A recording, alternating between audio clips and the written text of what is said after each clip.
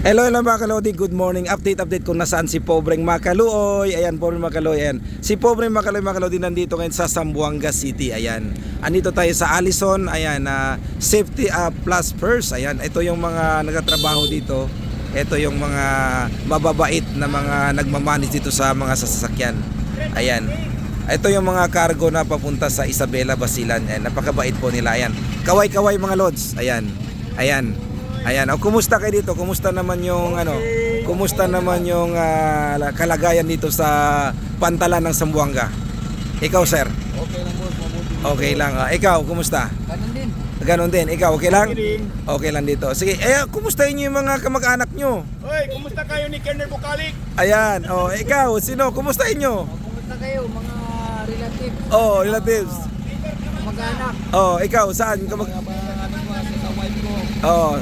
Yung anak mo? Sa mga anak ko, Kernel Villarosa.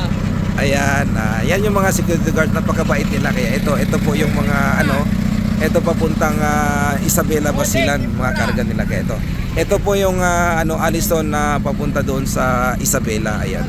And then every 1 hour and a half, so mayroon tayong biyahe papuntang Isabela. Kaya sabi nila na magulo yung Isabela, hindi yun, maling-mali yun.